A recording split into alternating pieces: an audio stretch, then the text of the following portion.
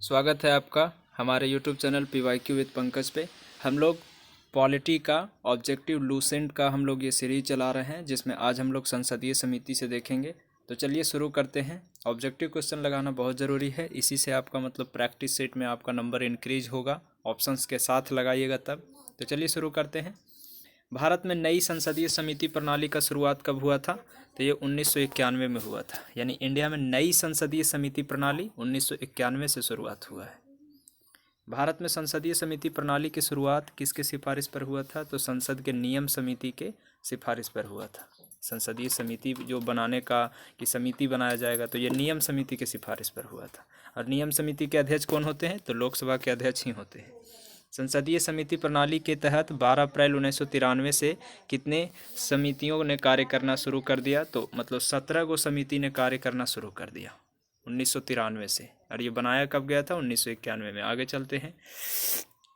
17 गो हो गया। आगे देखिए, संसद की कितने प्रकार की समितियां होती है? तो मतलब अस्थाई भी होती है और तदर्थ भी होती है। तदर्थ को अस्थाई समिति भी कहते हैं। या अस्थाई समिति एक अलग हो गया, अस्थाई अलग हो गया, जिसको तदर्थ बोलते हैं। अस्थाई समिति कौन सा है? तो प्राक्कलन, नियम और लोकलेखा, ये तीनों अस्थाई समिति है। कौन सा तदर्थ समिति है? तो प्रवर समिति जो है ये तदर्थ समिति है, यानी अस्थाई समिति है। बाकी बात याचिका, आवास और विशेषाधिकार समिति, ये सब अस्थाई समिति था। आगे देखते हैं, किस समिति को अस्थाई मितव्ययिता समिति कहते हैं? तो प्राक्कलन समिति को। प्राक्कलन समिति में कितने सदस्य होते हैं? तो 30 सदस्य होते हैं। 30 सदस्य प्राक्कलन समिति के कौन सदन के समिति में सदस्य रहता है? तो लोकसभा के रहता है। कौन सा सबसे बड़ा संसदीय समिति है? तो प्राक्कलन समिति ही है। प्राक्कलन समिति का मतलब क्या हो गया? तो देश की आर्थिक स्थिति पर संसद के आर्थिक सर्वेक्षण प्रस्तुत करना और देश के प्राक्कलन में प्रस्तुत करने पर प्रारूप के विषय में सिफारिश करना, ये दोनों काम इसी का है कि आर्थिक स्थिति पर संसद में आर्थिक सर्वेक्षण भी प्रस्तुत करेगा और प्राक्कलन के प्रस्तुत करने पर प्रारूप के विषय पर सिफारिश करेगा। ऑप्शन डी हो जाएगा। प्राक्कलन समिति के सदस्य जो हैं वो लोकसभा के सदस्यों में से ही चुने जाते हैं। कौन सा समिति है जो राज्यसभा का कोई सदस्य नहीं होगा? तो प्राक्कलन समिति में कोई नहीं होगा। आगे देखिए, संसद के वह अस्थाई समिति जिसमें राज्यसभा के सदस्य नहीं होगा, तो प्राक्कलन में नहीं होगा। लोकलेखा में कितने सदस्य होते हैं? 22 सदस्य होते हैं। लोकलेखा में 22 होता है, तो लोकसभा से कई गो और राज्यसभा से कई गो? लोकसभा से 15 गो और राज्यसभा से 7 गो। लोकलेखा समिति के सदस्य जो है वो संसद के दोनों सदनों से चुने जाते हैं, यानी इसमें राज्यसभा और लोकसभा दोनों से चुना जाएगा। लोकलेखा समिति 15 सदस्य लोकसभा और 7 सदस्य राज्यसभा के लिए जाते हैं।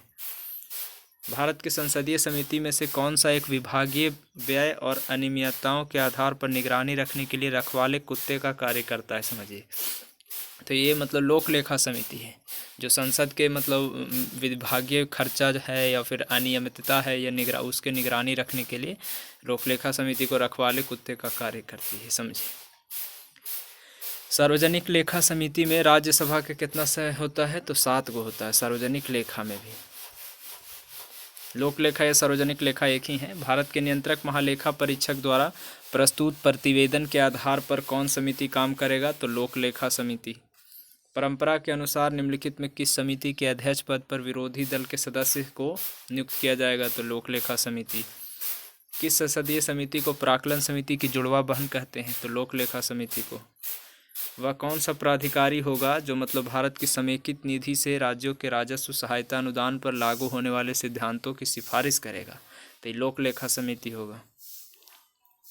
याद रखिएगा कि मतलब राज्यों के राजस्व सहायता हेतु अनुदान पर लागू होने वाले सिद्धांतों की सिफारिश करता है, तो ये लोकलेखा समिति है। ऑप्शन में देखिए वित्त आयोग ये सब भी है, लेकिन ये सब नहीं होगा। निम्नलिखित में कौन सा समिति जो है वो महालेखा परीक्षक की रिपोर्ट की समीक्षा करता है? लोकलेखा समिति। कौन सा विषयगत समिति है? तो कृषि समिति विषयगत है, विषय से रिलेटेड है ये तीनों, पर्यावरण तीनों होगी। किस समिति में लोकसभा के 15 और राज्यसभा के 7 गो? तो सरकारी उपक्रम में भी 22 सदस्य टोटल, विज्ञान प्रौद्योगिकी में भी और लोकलेखा में भी, तीनों। सरकारी उपक्रम, विज्ञान प्रौद्योगिकी और लोकलेखा, तीनों में। किस समिति के सदस्य कोई मंत्री नहीं हो सकता है? तो प्राक्कलन में भी कोई मंत्री नहीं बनता है, सरकारी उपक्रम में भी नहीं और लोकलेखा में भी नहीं। लोकसभा अध्यक्ष किस समिति का पदेन अध्यक्ष होता है? तो ये नियम समिति के होता है। विधेयकों पर प्रवर समिति में सदस्यों की अधिकतम संख्या कितनी होती है? तो कोई निश्चित नहीं है। विधेयक कोई आएगा ना, उसमें जो प्रवर समिति बनेगा उसमें कोई अधिकतम संख्या निश्चित नहीं है। SC ST जो कल्याण संबंधी समिति बनता है तो उसमें से लोकसभा कै गो और राज्यसभा कै गो? तो लोकसभा से 20 ठो और राज्यसभा से 10 ठो रहता है। SC ST के जन कल्याण से रिलेटेड 20 गो 10 गो। संसद की समितियों का सदस्य जो है अध्यक्ष द्वारा नियुक्त किया जाता है और सदन द्वारा अपने सदस्यों के बीच निर्वाचित किया जाता है। संसदीय समिति का गठन का उद्देश्य क्या होता है? तो कानून निर्माण की प्रक्रिया को तेज करना, तकनीकी और उलझे हुए विधेयकों पर विशेष रूप से विचार करना, संसद के सदनों द्वारा विचार करने से पहले पूर्व विधेयक का परीक्षण करना, तीनों है। संयुक्त संसदीय समिति में कितने सदस्य होते हैं? तो संयुक्त संसदीय समिति में 45 सदस्य होते हैं। संयुक्त संसदीय समिति में लोकसभा के 30 गो और राज्यसभा के 15 गो रहता है। टोटल संयुक्त संसदीय समिति में 45 गो, 30 और 15। कुल 17 संसदीय समितियों में कितने समिति के अध्यक्ष लोकसभा के सदस्य होते हैं? तो 11 गो के, यानी 17 गो संसदीय समिति बनाया गया था। 1993 से लागू है, 91 में पहली बार गठन हुआ था। तो ये मतलब 17 गो में 11 गो जो होगा वो लोकसभा का अध्यक्ष ही उसकी अध्यक्षता करेगा। लोकसभा के सदस्य ही, मतलब लोकसभा के सदस्य लोग वो करेगा। संयुक्त प्रवर समिति में कितने सदस्य होते हैं? तो इसमें भी 45 गो। संयुक्त वाला में 45 गो, संयुक्त प्रवर समिति में लोकसभा के 30 गो और राज्यसभा के 15 गो। निम्नलिखित में किस समिति के विषयों पर चर्चा के लिए समय का निर्धारण करती है? तो कार्य सलाहकार समिति। कार्य सलाहकार समिति जो है वो मतलब विभिन्न विषय पर चर्चा के लिए समय का निर्धारण करती है। लोक लेखा समिति अपनी रिपोर्ट किसको देगा? तो लोकसभा अध्यक्ष को देता है, लोकसभा के अध्यक्ष को। लोक लेखा समिति अपनी रिपोर्ट लोकसभा के अध्यक्ष को देता है, याद रखिएगा। नियंत्रक महालेखा परीक्षक लोक लेखा को देता है, लोक लेखा लोकसभा अध्यक्ष को देता है। इसमें सुमेलित करना है प्रवर समिति, लोक लेखा और प्राक्कलन।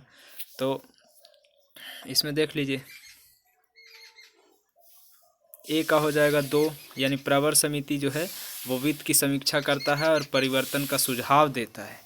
लोक लेखा समिति जो है ये सरकारी पैसा सही ढंग से खर्च हुआ या नहीं इसकी परीक्षा करता है। और प्राक्कलन समिति बजट में विभागीय खर्चा की जांच करता है कि बजट में जो था उसमें कौन विभाग में कितना खर्चा हुआ, ये प्राक्कलन समिति है। और सरकारी पैसा सही ढंग से खर्चा हुआ कि नहीं इसका परीक्षा लोक लेखा समिति। और वित्त की समीक्षा और परिवर्तन का सुझाव देगा प्रवर समिति। लोक लेखा समिति अपनी रिपोर्ट किसको सौंपती है? तो लोकसभा अध्यक्ष को। बार बार ही देख लीजिए ये वाला। राजनीतिक सार्वजनिक खर्चा पर संसदीय नियंत्रण का अंग कौन सा नहीं है? तो लोक लेखा समिति अंग है, प्राक्कलन समिति भी है और सार्वजनिक उपक्रम भी है। ई उसका अंग नहीं है, सार्वजनिक खर्चा का अंग थोड़ी है, ये तो जांच करता है। प्राक्कलन समिति के सदस्य तो ये केवल लोकसभा से चुने जाएंगे। नियंत्रक महालेखा परीक्षक किसके लिए एक मित्र, दार्शनिक और मार्गदर्शक के रूप में काम करता है? तो ये लोक लेखा समिति के लिए। गलत दे रहा है आंसर, 45 का आपको गलत दे रहा है, बी नहीं होगा, ए होगा। आगे देखिए, भारत में संसद की वित्तीय समितियां कौन सी है? वित्तीय समितियां तो ये लोक लेखा भी है, प्राक्कलन भी है, लोक उपक्रम, तीनों है। यानी इसमें कह रहा था कि कैग मित्र दार्शनिक और मार्गदर्शक के रूप में, तो किसके लिए काम करता है? तो ये प्राक्कलन समिति आंसर दे रहा है। अब देख लीजिएगा एक बार चेक करके। सर्वोच्च न्यायालय तो भारतीय संविधान में किस भाग में संघीय न्यायपालिका है? तो संघीय न्यायपालिका भाग 5 में है। संविधान के व्याख्याकार और संरक्षक कौन है? सर्वोच्च न्यायालय है। संविधान की व्याख्या करने का मेन अधिकारी, मुख्य अधिकारी सुप्रीम कोर्ट है। संविधान की व्याख्या करने का मुख्य अधिकारी किसके अंतर्गत भारत में सर्वप्रथम सर्वोच्च न्यायालय की स्थापना हुआ था? तो रेगुलेटरी एक्ट 1773 के तहत।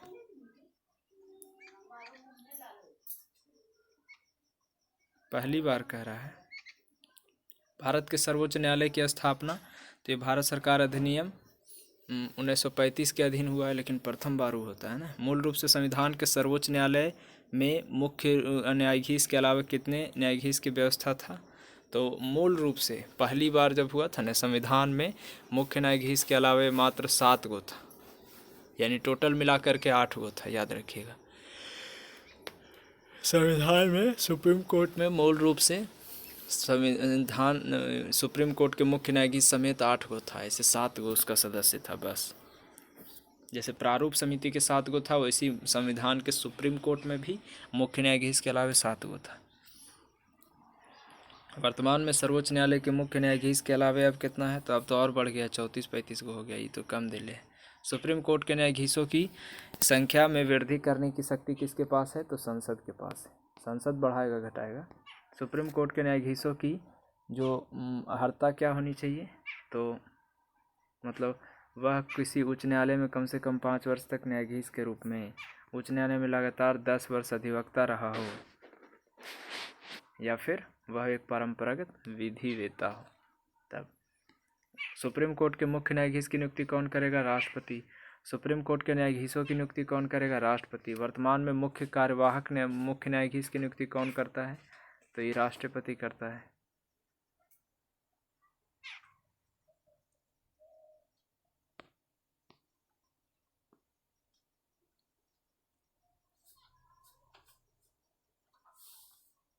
डी होना चाहिए था। 13 देख लीजिए, सुप्रीम कोर्ट के मतलब अन्य न्यायाधीश की नियुक्ति किसके परामर्श से करते हैं, तो सुप्रीम कोर्ट के मुख्य न्यायाधीश से। सर्वोच्च न्यायालय के तदर्थ न्यायाधीशों की संख्या की नियुक्ति किस देश में न्याय प्रणाली से प्रेरित है, तो ये फ्रांस से प्रेरित है। यानी सुप्रीम कोर्ट में तदर्थ न्यायाधीश भी बनते हैं, अस्थायी न्यायाधीश, तो ये कनाडा देश से मतलब प्रेरित है, याद रखिएगा। भारतीय संविधान में तदर्थ न्यायाधीश जो है वो नियुक्ति मतलब प्रावधान है किस में, तो सुप्रीम कोर्ट, जनपद सत्र न्यायालय में भी और ये उच्च न्यायालय में भी, तीनों में मतलब तदर्थ न्यायाधीश नियुक्ति हो सकती है। आगे देखिए, सुप्रीम कोर्ट में तदर्थ न्यायाधीश की नियुक्ति जो है वो न्यायालय के किसी सत्र के लिए न्यायाधीशों की कोरम नहीं होता है। मतलब तदर्थ न्यायाधीश की नियुक्ति कब होता है, जब कोरम में मतलब 1/10 भाग भी नहीं पहुंच रहा है तब। सुप्रीम कोर्ट में तदर्थ न्यायाधीश की नियुक्ति कौन करता है, तो राष्ट्रपति की अनुमति से सर्वोच्च न्यायालय के मुख्य न्यायाधीश, तदर्थ न्यायाधीश की नियुक्ति। सुप्रीम कोर्ट में न्यायाधीश नियुक्त होने के लिए व्यक्ति को कम से कम कितने वर्ष उच्च न्यायालय में एडवोकेट, तो 10 साल। सुप्रीम कोर्ट में मुख्य न्यायाधीश कितने वर्ष की आयु तक रह सकते हैं, 65। उच्चतम न्यायालय के न्यायाधीश की सेवानिवृत्त की आयु 65 साल। सर्वोच्च न्यायालय के न्यायाधीश की आयु कितना तक के, तो 65 होता है। इनमें से कोई नहीं आंसर हो जाएगा।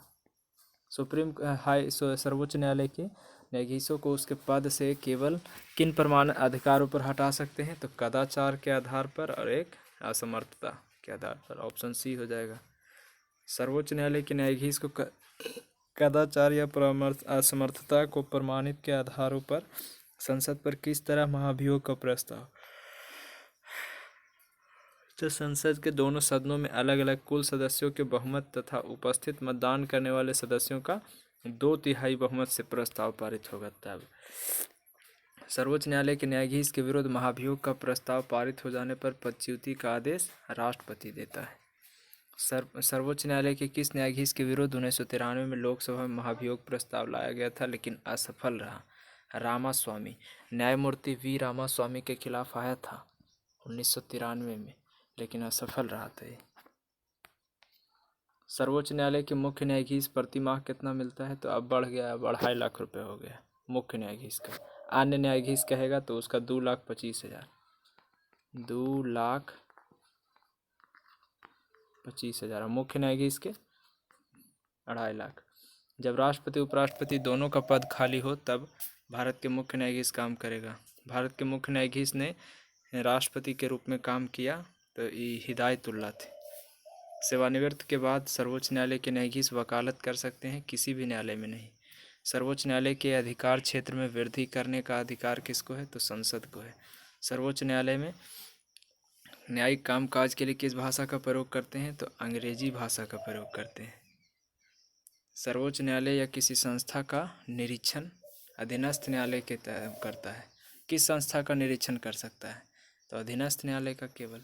न्यायपालिका ये स्वतंत्र है। न्यायपालिका का स्वरूप कैसा है, एकीकृत है। राष्ट्रपति उपराष्ट्रपति विवाद में मामला में सुप्रीम कोर्ट ही प्रस्तुत करता है।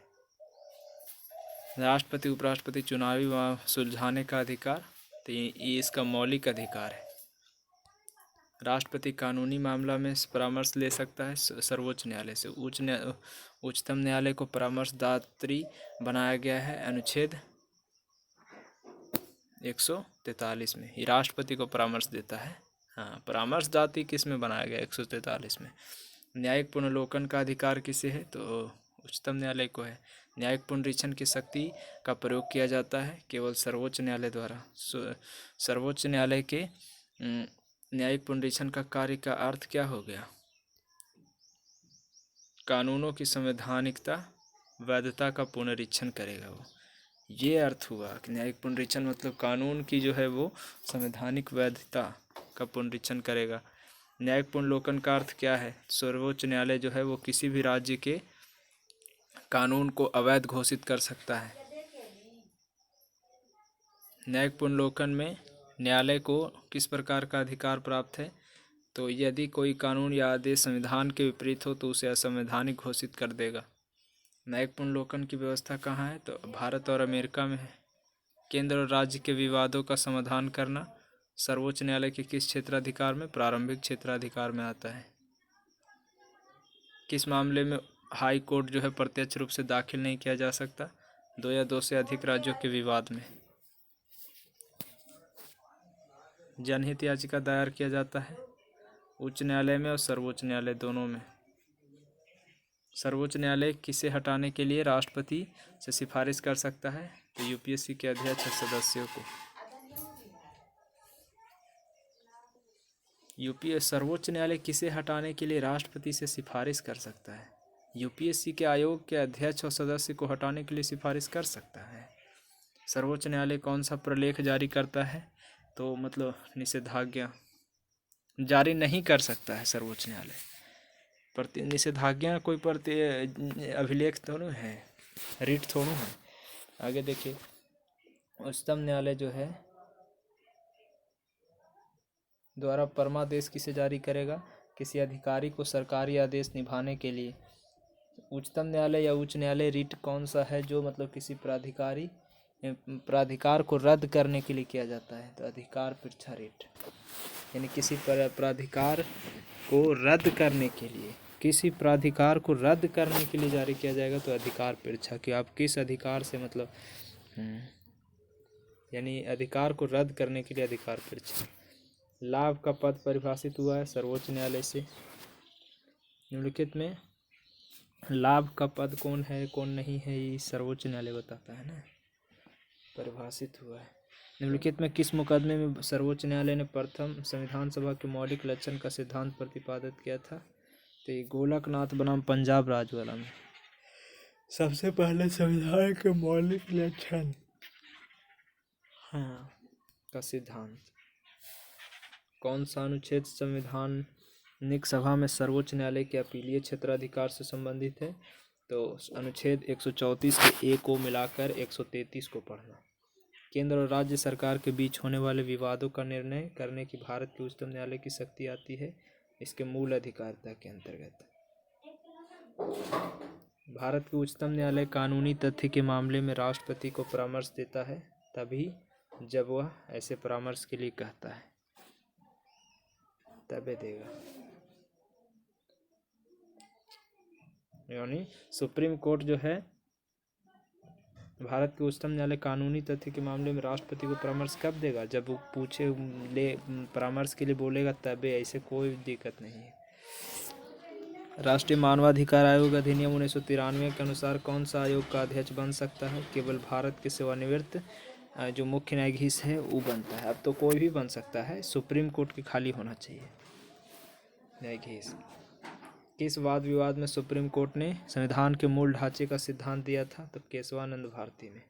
किस में सर्वोच्च न्यायालय ने संसद के मूल अधिकार में संशोधन करने की बात की शक्ति प्राप्त है और संविधान के मूल ढांचा में संशोधन नहीं कर सकता है खाली? तो ये केशवानंद भारती। सर्वोच्च न्यायालय के प्रथम मुख्य न्यायाधीश कौन थे? हीरालाल जेकानिया। सर्वोच्च न्यायालय के मुख्य न्यायाधीश के पद पर सबसे ज़्यादा लंबा तक कौन रहा था? वाई.वी. चंद्रचूड़ रहा था। सर्वोच्च न्यायालय के मुख्य न्यायाधीश के पद पर सबसे कम समय तक कौन रहा था? कमल नारायण सिंह। कमल नारायण सिंह सुप्रीम कोर्ट के सबसे कम समय के लिए अध्यक्ष और सबसे ज़्यादा समय के लिए वाई.वी. चंद्रचूड़, और कमल नारायण सिंह सबसे कम। सुप्रीम कोर्ट के मुख्य न्यायाधीश 20 जुलाई 1969 से इतना तक कि कार्यकारी राष्ट्रपति के रूप में हिदायतुल्लाह काम किया था। 1973 में सर्वोच्च न्यायालय के किस मुख्य न्यायाधीश की नियुक्ति के समक्ष बर्खास्त वरिष्ठता का सिद्धांत पहली बार त्यागा गया? एन.एन. रे। ये बर्खास्त वरिष्ठता का सिद्धांत पहली बार त्यागा गया था इसमें। एन.एन. रे के मतलब मुख्य न्यायाधीश थे उस टाइम नियुक्ति समय। आगे देखते हैं कौन सा सुप्रीम कोर्ट की पहली महिला न्यायाधीश बनी है? तो फातिमा बीबी। फिर संविधान की व्याख्या करने का मतलब पहली मुख्य न्यायाधीश नहीं बनी है, अभी तक सुप्रीम कोर्ट में कोई नहीं बनी है। सुप्रीम कोर्ट में मतलब पहली महिला न्यायाधीश बनी है। अच्छा, संविधान की व्याख्या करने के लिए सुप्रीम कोर्ट, हाई कोर्ट और सुप्रीम कोर्ट दोनों के अधिकारिता आता है। मूल अधिकार के संरक्षण होगा तब दोनों के अधिकार में आता है। सुप्रीम कोर्ट के परामर्श से अधिकारिता का विषय कौन सा कथन सही है? तो परामर्शदात्री आधिकारिक शक्ति के अधीन प्राप्त किसी निर्देश पर उच्चतम न्यायालय की पूर्ण पीठ सुनवाई करती है। परामर्श से अधिकारिता के अधीन प्राप्त निर्देश पर व्यक्त किया हुआ उच्चतम न्यायालय का मत सरकार पर बाध्यकारी नहीं होता। कौन सा अनुच्छेद सर्वोच्च न्यायालय के अभिलेख न्यायालय का स्थान देता है? तो ये अनुच्छेद 129 देता है। सुप्रीम कोर्ट एक अभिलेख न्यायालय है 129 के तहत। जब राष्ट्रपति उपराष्ट्रपति दोनों पद खाली है तो राष्ट्रपति का पद कौन होता है? तो राष्ट्रपति का पद पर भारत के मुख्य न्यायाधीश होगा। परामर्शदात्री से क्षेत्राधिकार के अनुसार सुप्रीम कोर्ट किसी विधि के प्रश्न पर जनता के लिए विशेष महत्व के तथ्य पर परामर्श देता है जो उसे भेजा जाए राष्ट्रपति द्वारा। PIL लाया गया था तो भारत के मुख्य न्यायमूर्ति PN भगवती थे। सुप्रीम कोर्ट में न्यायाधीश नियुक्त होने के लिए व्यक्ति को कम से कम हाई कोर्ट में 10 साल एडवोकेट होना चाहिए। सुप्रीम कोर्ट के न्यायाधीश भारत के राष्ट्रपति द्वारा हटाए जा सकते हैं संसद में महाभियोग के प्रस्ताव से। भारत में सुप्रीम कोर्ट के न्यायाधीशों की संख्या बढ़ाने का अधिकार किसके पास है? संसद के पास है। उच्चतम न्यायालय को प्रारंभिक, अपीलीय और परामर्शदात्री तीनों अधिकार है। फिर उसके बाद संवैधानिक पद में कोई महिला नहीं रही है तो उच्चतम न्यायालय के सुप्रीम कोर्ट के मुख्य न्यायाधीश अभी तक कोई महिला नहीं बनी है।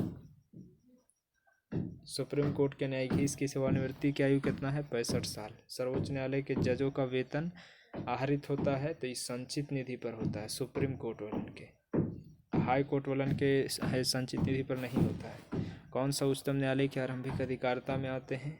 तो भारत सरकार, एक या अधिक राज्यों के बीच विवाद आ जाएगा, ये आरंभिक अधिकार है सुप्रीम कोर्ट का। और फिर 2 या 2 से अधिक राज्यों का विवाद होगा तब भी।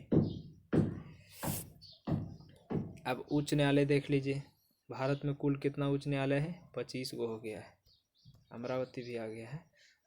25 उच्च न्यायालय में से न्यायाधीशों की कुल स्वीकृत संख्या 1000 से ज़्यादा तो न्यायाधीश है हाई कोर्ट में खाली, सोच लीजिए।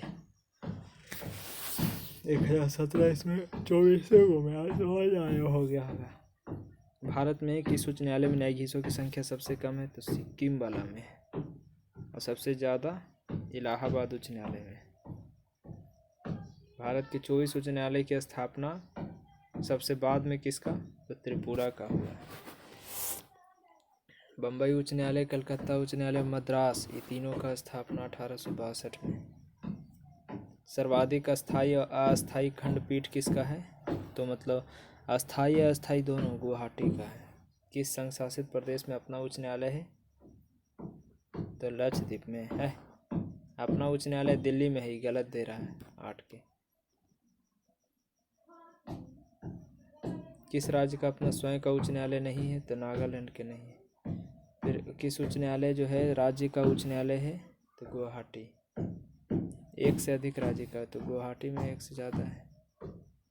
पटना उच्च न्यायालय की स्थापना 1916। इलाहाबाद उच्च न्यायालय सबसे बड़ा उच्च न्यायालय है। दिल्ली ये एकमात्र अपना न्यायालय है इसका केंद्र शासित प्रदेश में। महाराष्ट्र गोवा ये साझा उच्च न्यायालय है। बम्बई, मद्रास और कलकत्ता, ये भारत में उच्च न्यायालय सबसे पहले यहीं शुरू हुआ है। भारतीय उच्च न्यायालय अधिनियम 1861 ये कलकत्ता, मद्रास और बम्बई के उच्च न्यायालय स्थापित किए गए थे। बम्बई उच्च न्यायालय गोवा क्षेत्राधिकार में आता है। बम्बई उच्च न्यायालय दादर नागर हवेली उच्च न्यायालय के क्षेत्राधिकार में। अंडमान निकोबार ये कलकत्ता उच्च न्यायालय के क्षेत्र में आता है। केरल उच्च न्यायालय ये लक्षद्वीप संघ जो है उसी में आता है। बिलासपुर में छत्तीसगढ़ उच्च न्यायालय है। नैनीताल में उत्तराखंड उच्च न्यायालय है। रांची में झारखंड उच्च न्यायालय है। जबलपुर में मध्य प्रदेश उच्च न्यायालय है। एर्नाकुलम में केरल का उच्च न्यायालय है। कटक में उड़ीसा का उच्च न्यायालय है। राजस्थान का उच्च न्यायालय हो जाएगा जोधपुर में, उड़ीसा का हो जाएगा कटक में, और गुजरात का हो जाएगा अहमदाबाद में, और केरल का एर्नाकुलम में। संसदीय कानून बना करके 2 या 2 से अधिक राज्यों या केंद्र शासित प्रदेश के लिए एक ही उच्च न्यायालय की स्थापना किया जा सकता है। संसद में कानून बना करके। आगे देखिए, संसद जो है, संसद ये उच्च न्यायालय के क्षेत्राधिकार को घटाने बढ़ाने का अधिकार है। फिर राष्ट्रपति ये उच्च न्यायालय के न्यायाधीशों की नियुक्ति करता है। हाई कोर्ट के भी न्यायाधीश की नियुक्ति यही करता है, राष्ट्रपति करता है। उच्च न्यायालय के न्यायाधीशों की नियुक्ति राष्ट्रपति किसके परामर्श से, तो सर्वोच्च न्यायालय के मुख्य न्यायाधीश से, फिर राज्य के उच्च न्यायालय के पूर्व मुख्य न्यायाधीश से और राज्यपाल से, तीनों से पूछ के राष्ट्रपति करता है। 2 वर्ष संविधान उच्च न्यायालय में बकाया कार्य निपटाने के लिए राष्ट्रपति अपर न्यायाधीश की नियुक्ति अधिक से अधिक 2 समय के लिए करता है। अपर न्यायाधीश की नियुक्ति। उच्च न्यायालय में न्यायाधीश के पद पर नियुक्त होने के लिए क्या अर्हताएं होनी चाहिए, तो उच्च न्यायालय में भारत का नागरिक 62 साल से आयु कम हो और भारतीय क्षेत्र में कोई न्यायिक पद धारण नहीं किया हो, और उच्च न्यायालय का या 2 या 2 से अधिक ऐसे न्यायालय में अधिवक्ता रहा हो। उच्च न्यायालय के न्यायाधीशों का राष्ट्रपति के द्वारा नियुक्ति होता है। उच्च न्यायालय के न्यायाधीश किसके समक्ष अपने पद और गोपनीयता की शपथ लेगा, तो राज्यपाल के शपथ लेगा इसके सामने ना। उच्च न्यायालय का न्यायाधीश शपथ लेगा राज्यपाल के सामने, लेकिन नियुक्ति कौन करता है, तो नियुक्ति करता है राष्ट्रपति ना। उच्च न्यायालय का जो न्यायाधीश है अपना त्यागपत्र देगा राष्ट्रपति को। उच्च न्यायालय के न्यायाधीशों का आचरण जो है वो बहस किया जा सकता है, कहीं नहीं। न्यायाधीश के उच्च न्यायालय से मतलब दूसरे में स्थानांतरित करने का अधिकार किसको है, तो राष्ट्रपति के पास है। यानी किसी हाई कोर्ट के मतलब न्यायाधीश को दूसरे हाई कोर्ट में ट्रांसफ़र करेगा राष्ट्रपति। हाई कोर्ट के न्यायाधीश को कौन हटा सकता है, तो विशेष बहुमत की पारित करके मतलब संसद के प्रस्ताव पर राष्ट्रपति हटा सकता है।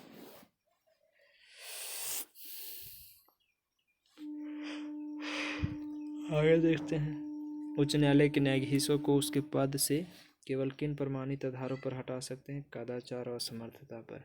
हाई कोर्ट के न्यायाधीश सेवानिवृत्ति आयु 62 साल।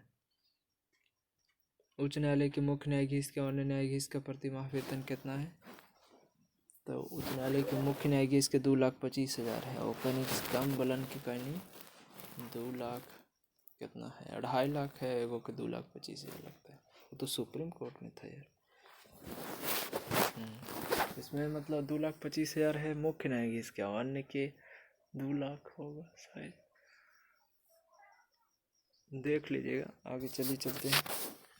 कौन सा राज्य का उच्च न्यायालय न्यायाधीशों के वेतन तथा भत्ते ये राज्य के संचित निधि पर होता है, याद रखिएगा। राज्य उच्च न्यायालय के न्यायाधीशों का वेतन भत्ता राज्य के संचित निधि पर होता है। उच्च न्यायालय के मुख्य न्यायमूर्ति और अन्य न्यायमूर्ति कितनी आयु तक पद पर बने रहते हैं, 62 साल। उच्च न्यायालय की किसी न्यायाधीश की आयु जो है वो उस पर प्रश्न आएगा, तो सुप्रीम कोर्ट के मुख्य न्यायाधीश के परामर्श से राष्ट्रपति। उच्च न्यायालय किसी न्यायाधीश की आयु के बारे में प्रश्न का विनिश्चय सुप्रीम कोर्ट के कोई